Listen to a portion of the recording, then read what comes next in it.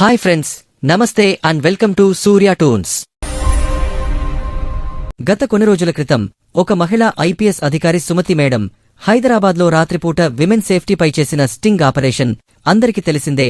Uniform లేకుండా ఒక సాధారణ యువతిలా ఒక రాత్రి దిల్సుఖ్ నగర్లో రోడ్డు పక్కన నిలబడితే పనిపాట లేని పోరంబోకుల నోటిదూల కామెంట్లు, ఒళ్లు కొవ్వెక్కిన బేవర్స్గాళ్ల నైట్ బుకింగ్ బేరాలతో ఆమె ఎదుర్కొన్న ఆందోళనకర పరిస్థితులతో పాటు నైట్ పోలీస్ పెట్రోలింగ్ లోపాలను కూడా డిపార్ట్మెంట్ వైపు నుంచే బయటపెట్టడం జరిగింది. అదొక స్టింగ్ ఆపరేషన్ అయితే, ఇప్పుడు నిజంగా ఒక అమ్మాయి అనుకోకుండా ట్రైన్ లేట్ అయి లింగంపల్లి లాంటి నిర్మానుష్య ప్రాంతంలో లేట్ నైట్ ఒంటరిగా వెళ్లడానికి భయపడి పోలీస్ హెల్ప్ అడగ్గా వారు ఎలాంటి హెల్ప్ చేయకపోగా చిరాగ్గా స్పందించిన తీరు మరోసారి డిపార్ట్మెంట్ పరువు పోయేలా చేసింది. అర్ధరాత్రి ఒక అమ్మాయి ఒంటరిగా ఉండి అన్సేఫ్ గా ఫీల్ అయి పోలీసుల్ని హెల్ప్ అడిగితే పోలీసులు హెల్ప్ చేయాలని రూల్ ఉందా లేదా నిజంగా నాకు తెలీదు.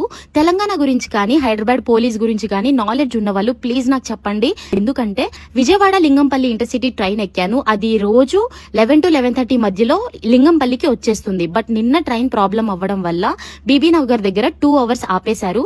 సో ఫైనల్లీ లింగంపల్లి వచ్చేసరికి 1:45 అంటే అర్ధరాత్రి అరౌండ్ 2 o'clock అయిందనమాట.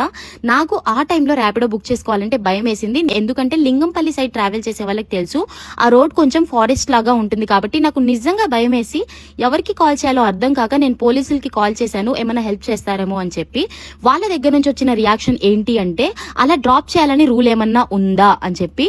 నేను అంతకుముందు ఒక సర్క్యులేట్ చూశాను, 12 నుంచి మార్నింగ్ 4 లోపు ఎవరైనా అమ్మాయి అన్సేఫ్ గా కానీ ఫీల్ అయితే పోలీసులకి కాల్ చేయొచ్చు, వాళ్ళు వచ్చి మిమ్మల్ని డ్రాప్ చేస్తారని చెప్పి. దాని తర్వాత నాకు ఎప్పుడు అంత అవసరం రాలేదు. బట్ నిన్న సిచ్యువేషన్ వచ్చింది కాబట్టి నాకు అది గుర్తొచ్చి కాల్ చేశాను. బట్ పోలీసుల దగ్గర నుంచి ఆ రియాక్షన్ రావడం నాకు నిజంగా బాధేసింది. ఇప్పుడు నాకు తెలియాల్సిన విషయం ఏంటంటే, ఆ సర్క్యులేట్ నిజంగా ఫేక్ గా నేనే మిస్టేక్ అయ్యానా లేకపోతే పోలీసులే ఇగ్నోర్ చేశారా అనేది ప్లీజ్ చెప్పు. మామూలుగా ఒక ఆడపిల్ల ఆపదలో ఉందంటే మనలాంటి సామాన్యులకే సాయం చేయాలని ప్రాణం కొట్టుకుంటుందే. మరలాంటిది ఇంత పెద్ద భద్రతా వ్యవస్థతో ప్రజల రక్షణ కోసమే ఉన్న పోలీస్ డిపార్ట్మెంట్ ఇలా బాధ్యత లేకుండా అమానవీయంగా స్పందించడం సిగ్గుచేటు కాదా? పైగా prevention is better than cure అన్నట్లు నేరం జరిగాక విచారించే కన్నా నేరం జరగకుండా నిరోధించడం బెటర్ కదా. ఇప్పుడు ఆ అమ్మాయి అదృష్టం బాగుండి ఏమీ జరగలేదు కాబట్టి మంచిదే. అదే ఆమెపై మరేదైనా అఘాయిత్యం జరుగుంటే ఈ పోలీస్ బాసులు చేసేదేంటి?